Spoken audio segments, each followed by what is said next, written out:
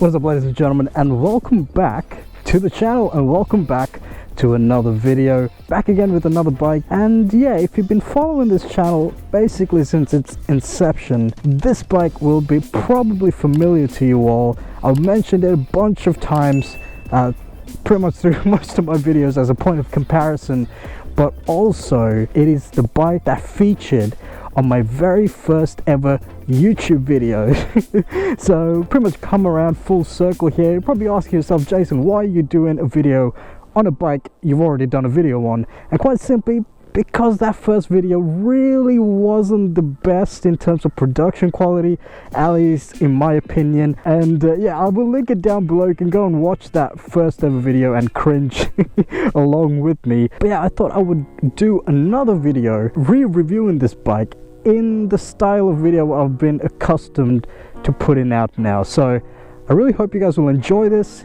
If you're wondering what this bike is, it is the Yamaha MT07. As always, let's jump on it, go for a ride, and see why it's the best bike ever. Bro.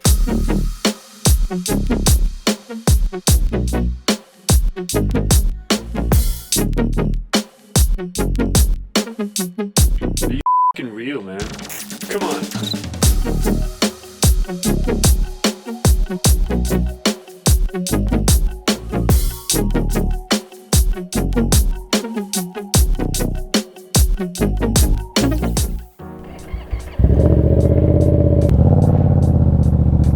So, Yamaha MT07. As always, let's start off by talking about some specs. Now keep in mind, this is a 2015 LAMS model. Now if you're not familiar with LAMS, basically in Australia, LAMS is a class of bikes that only those with a learner license and a restricted type of license are allowed to ride. And this MT07 is a LAMS model, so it's slightly lower cc's.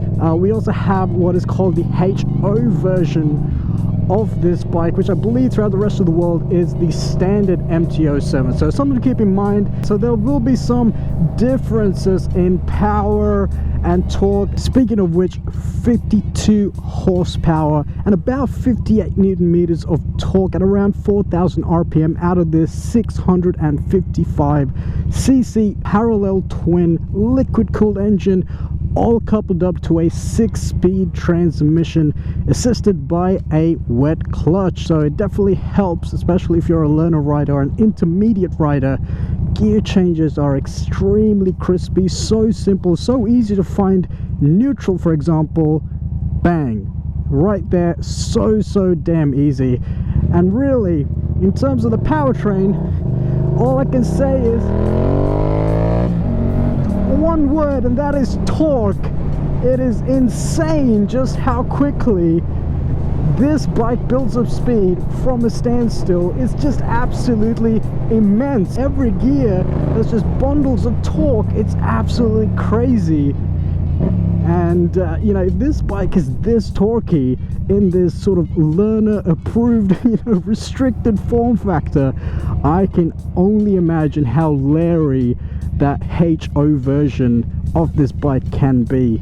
Just absolutely crazy. All right, here we go from a standstill. Oh my gosh. It's so crazy. It's just, the grunt is crazy. Speaking of which, that exhaust, as I'm sure you are probably hearing, is absolutely insane. Now in stock form, as with any motorbike, really it channels its inner, it channels the spirit of its inner sewing machine. But with an aftermarket can, the exhaust note that you get out of this is absolutely insane, which the exhaust that I have isn't even what I would consider to be the best exhaust for this. That award, I think, would go to there's a couple of different Akrapovic or Akrapovic exhausts that are available for this bike. There's a titanium one and a carbon one. They sound absolutely insane and give this bike such a bass rich tone and really amplifies the grunt of this bike and that exhaust note, which is actually very much courtesy of that cross-plane crank that Yamaha likes to throw into their fairly larger CC motorbikes. Oh man, listen to that engine. Oh my gosh, it just sings. It's got so much muscle and grunt behind that exhaust note. Absolutely crazy, so intoxicating. And like I said, so much torque in basically every single gear, and this bike will never ever give up on you. I'm just kidding, I'm not gonna rickroll you guys.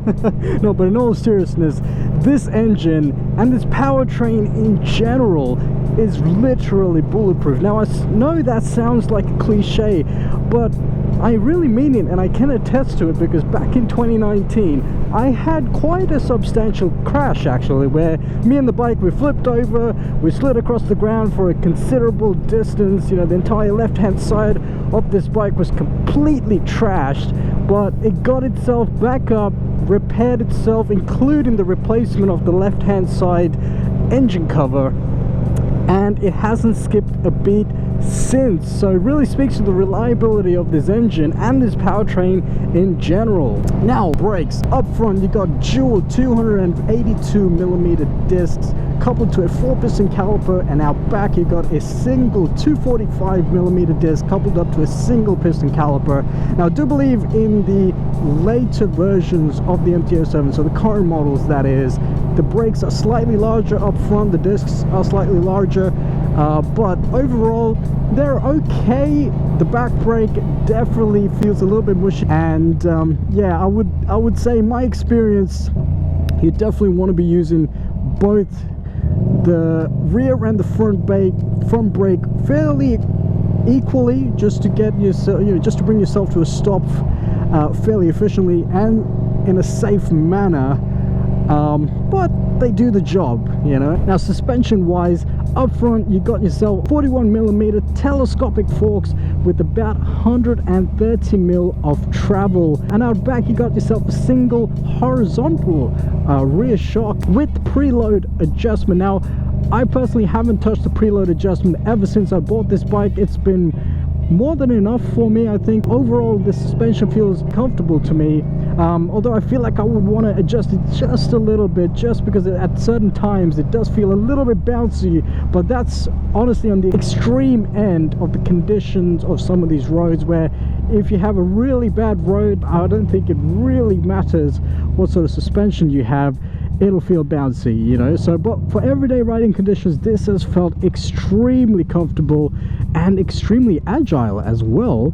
And you know, this only weighs about 179 kilos wet weight, and honestly doesn't feel heavy at all. You're able to sort of throw the bike into a corner and be confident that you're going to come out the other side of the corner without falling over or without sliding out. So Yamaha have done a really great job with the suspension package, where it suits every single possible riding condition you could even think of. And one day hopefully I can take this to a track and test it out to its full capable limit.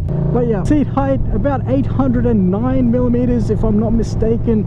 I'm about 172 centimeters in height, or whatever that is in feet and inches. I think 5'6", 5'7", and honestly, I am able to flat foot this thing very comfortably. It's not too high for me, and the seat itself overall is comfortable, although I think, as with any bike, if you want to go long distance, you probably want to swap out for one of those comfort seats, or put some sort of comfort liner on top of this. Blimey, what the hell is happening? Tires. Up front you got a 120/70, and out back you got 180/55.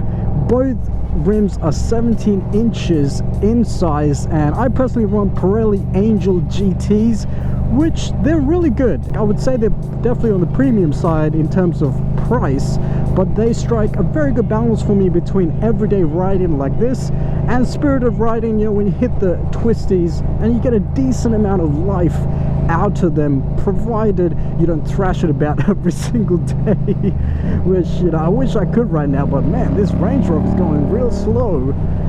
But yeah, this is honestly for me been absolutely a joy to ride. And you know, the fuel capacity also does come into play with that, because you got yourself a 14-liter fuel tank.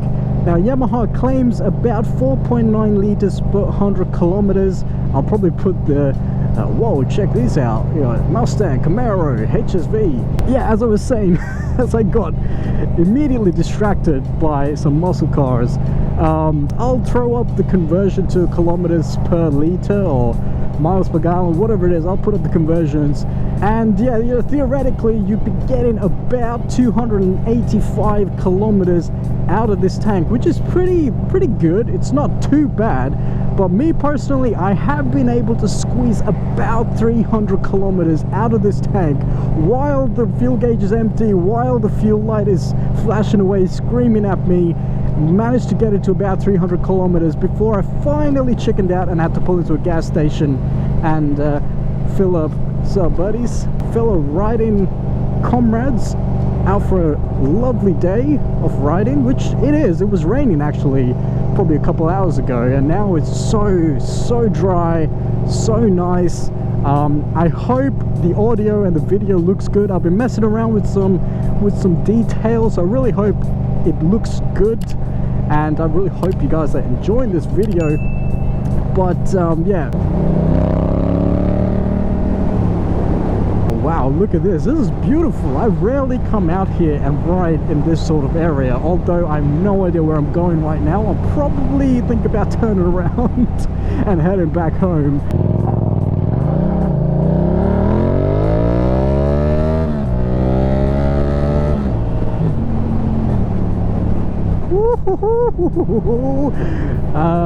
Anyways, this is absolutely, I love this bike. Design wise, I think the bike overall looks pretty cool. I wouldn't say it's exactly the most beautiful looking bike in terms of its shape and its lines. If you do want something that looks a little bit more vintage, a little bit more beautiful in my opinion, there is a sort of vintage version of this bike with some vintage looking fairings and a circular headlight, and that is the XR 700. I feel like look a little bit better in my opinion, a little bit nicer.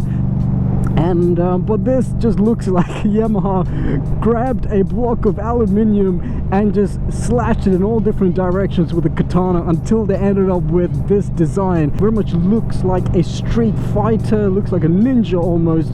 But yeah, overall I think it looks pretty cool. But basically, as I've talked, you know, all the aspects of this bike that I've mentioned, you know, it really makes it a package that is a great all-rounder for any type of rider, whether it's riding in urban environments like this, filtering through tight traffic conditions like this, courtesy of these fairly narrow handlebars, sitting comfortably doing 100 kilometers an hour on this great old blacktop that we like to call the highway, to carrying out the practice as old as time when it comes to being a motorcycle enthusiast, as we hit those twisting and winding mountain roads like this bike will and can do it all, whilst making you laugh and smile all the way to the gas station.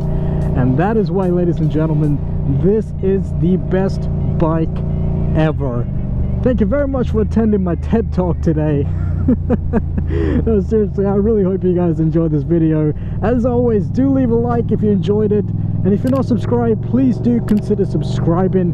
Thank you to all of you who've subscribed in the recent months, especially when I uploaded that Royal Enfield Interceptor video. I was absolutely bamboozled by the response that video got. We were sitting at about 50 odd subscribers, and then when I uploaded that video out of nowhere, to me, from my perspective, that video just blew up. It's sitting at about 20,000 plus views on it now, and I think 40 to like 90 plus comments on it. I have no idea. And right now, subscriber count is about 170 plus. So thank you very much to all of you who have liked and subscribed. Really appreciate all of you guys. And yeah, let me know your comments down below. Do you guys agree with me? Do you think this is the best bike ever, or do you disagree with me? Let me know. What do you think is the best bike ever. I would love to hear your thoughts, especially those of you who've ridden the HO version. I would love to hear your experience about riding that bike. But yeah, once again, thank you very much for watching. Take care of yourselves, and I will catch you guys in the next video. Bro.